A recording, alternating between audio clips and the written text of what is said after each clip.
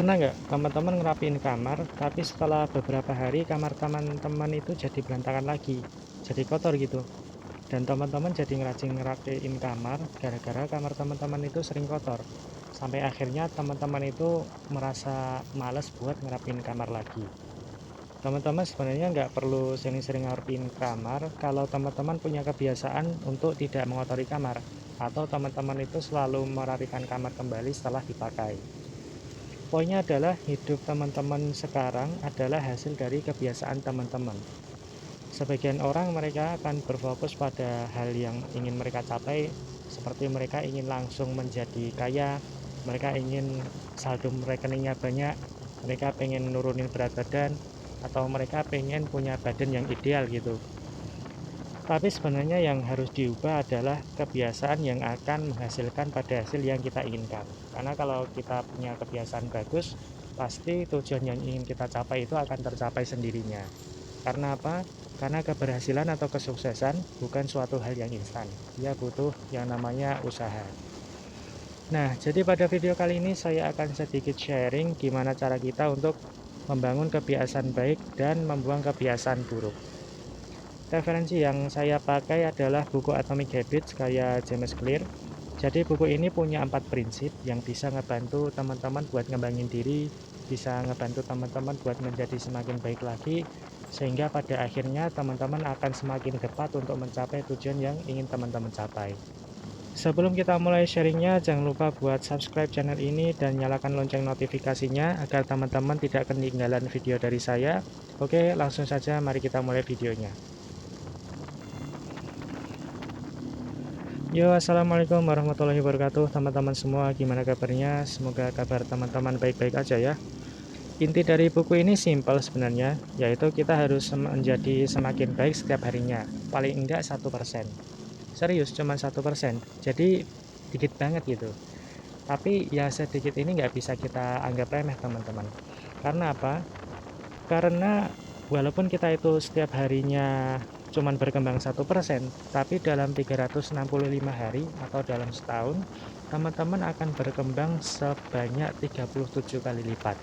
Sebaliknya, kalau teman-teman itu melakukan sesuatu 1% lebih rendah dari yang seharusnya, dalam 365 hari atau 1 tahun, teman-teman akan mengalami penurunan hingga nyaris nol.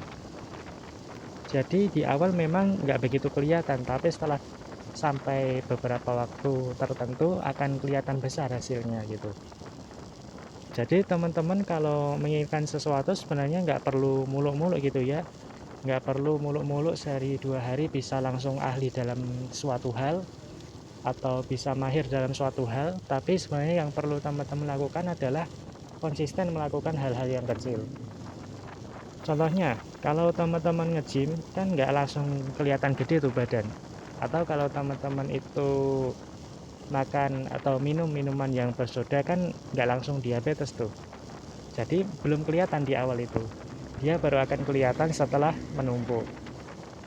Nah, jadi lakukan 4 hal ini sehingga teman-teman itu bisa berubah menjadi semakin lebih baik lagi. Walaupun itu cuma 1%. Agar apa? Agar tahun depan ketika kita itu ketemu, teman-teman itu menjadi 37 kali lebih super daripada sekarang. Nah, 4 hal itu apa aja? Yang pertama, make it obvious. Yang kedua, make it attractive. Yang ketiga, make it easy. Yang keempat, make it satisfying. Maksudnya apa? Mari kita bahas satu-satu. Yang pertama, make it obvious. Maksudnya adalah kebiasaan baik yang pengen teman-teman bangun itu harus jelas. Harus clear gitu, agar otak mendapatkan stimulus yang diperlukan sehingga teman-teman bisa melakukan atau otak teman-teman itu bisa melakukan proses selanjutnya. Contohnya teman-teman pengen punya gaya hidup sehat, maka hal yang bisa dilakukan adalah mencatat apa yang harus dilakukan tiap harinya atau apa yang harus dilakukan setiap pekannya. Misalnya dalam satu pekan kita harus jogging minimal 2 kali selama 30 menit. Katakanlah hari Rabu sore sama Sabtu pagi. Nah, setelah teman-teman menentukan apa yang harus teman-teman lakukan, maka teman-teman catat, kemudian teman-teman tempel catatan teman-teman itu di tempat yang gampang kelihatan. Misalnya di cermin, di pintu kamar, atau dimanapun yang penting jelas gitu. sehingga teman-teman dengan hanya sekedar lewat itu bisa tahu apa yang harus teman-teman lakukan, dan teman-teman udah menentukan takarannya gitu kan, jadi jelas waktunya kapan dan takarannya berapa. Yang kedua, make it attractive. Maksudnya adalah jadikan kebiasaan baik yang teman-teman bangun itu menarik.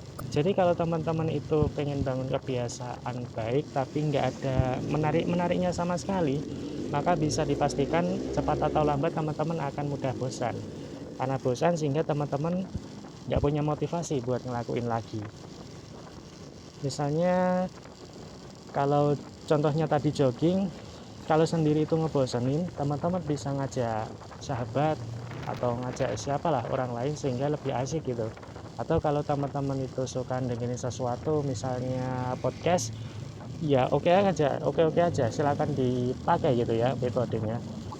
Yang penting tambahkan hal lain yang membuat aktivitas teman-teman itu jadi nggak bosenin gitu. Yang ketiga, make it easy. Maksudnya adalah jadikan kebiasaan baru yang teman-teman lakukan itu mudah dilakukan, jadi gampang gitu, nggak sulit.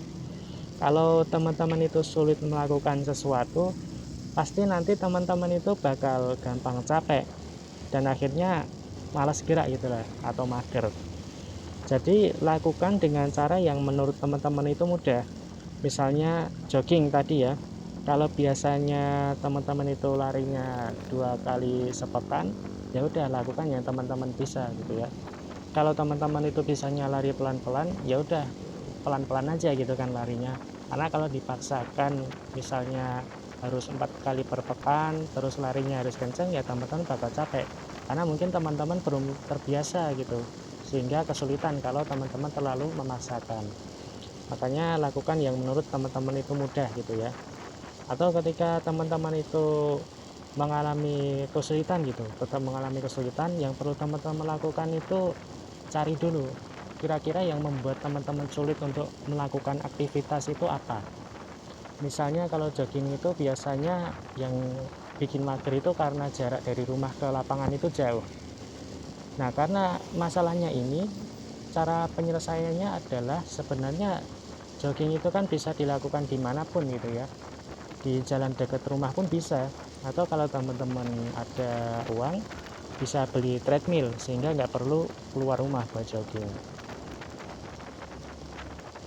Yang terakhir, jadikan apa yang teman-teman lakukan itu mampu memberikan kepuasan, atau gampangnya bisa bikin happy teman-teman gitu. Jadi teman-teman setelah melakukan aktivitas teman-teman itu seneng, karena ketika teman-teman itu happy dalam melakukan sesuatu, teman-teman akan termotivasi untuk melakukannya lagi. Teman-teman nggak sabar buat ganti hari gitu ya, pengen cepat-cepat ganti hari sehingga teman-teman bisa melakukan aktivitas teman-teman lagi gitu. Misal pas jogging teman-teman bisa sambil aja pasangan ya kalau udah punya, sehingga nanti pas jogging itu bisa sambil ngobrol, bisa quality time ya, sehingga hubungan dengan pasangan itu semakin dekat gitu. Kan enak banget ya yang kayak gini. Kalau saya yang masih jomblo ya cuman bisa ngehalu, kapan gitu bisa kayak mereka yang udah punya gitu kan. Tapi ya wis lah, karena semua udah ada jalurnya ya, udah punya jalannya masing-masing. Jadi optimis aja, orang ikan di laut dan sayur di gunung aja bisa ketemu di warteg ya kan. Membangun kebiasaan baik atau membuang jauh-jauh kebiasaan buruk itu membutuhkan waktu teman-teman. Makanya nggak jarang banyak orang yang menyerah di tengah jalan karena mereka nggak sabar gitu ya. Jadi memang nggak semudah membalikkan telapak tangan ya. Tapi kalau dilakukan dengan konsisten dan teman-teman bisa sabar dan struggle gitu ya, nanti pasti akan dapat hasilnya kok.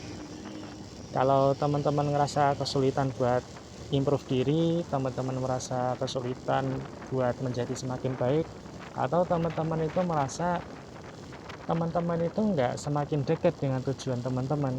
Nah, itu sebenarnya bukan berarti teman-teman itu nggak punya kemampuan buat berkembang. Bukan berarti teman-teman itu nggak bisa. Tapi karena emang belum waktunya aja, jadi belum saatnya kelihatan gitu. Perubahan yang teman-teman inginkan itu emang belum saatnya kelihatan. Jadi misalnya teman-teman punya target gitu ya, nabung uang recehan sampai 100.000. Nah, teman-teman sekarang udah sampai 99.000 nih. Kan tinggal 1.000 lagi tuh. Jadi usaha kecil yang teman-teman lakukan itu nggak ada sia-sia gitu ya. Bisa jadi tinggal sedikit usaha lagi teman-teman akan berubah. Bisa jadi dengan usaha sedikit lagi tujuan teman-teman itu akan tercapai. Nah, hal penting yang dapat kita ambil dari buku Atomic Habits adalah kebiasaan kecil yang biasanya dianggap sepele oleh sebagian orang sebenarnya punya dampak yang besar kalau dilakukan secara konsisten. Kita harus menjadi semakin baik setiap harinya, paling enggak 1%. Karena apa? Karena kebiasaan yang kita lakukan akan menentukan kesuksesan kita ke depannya.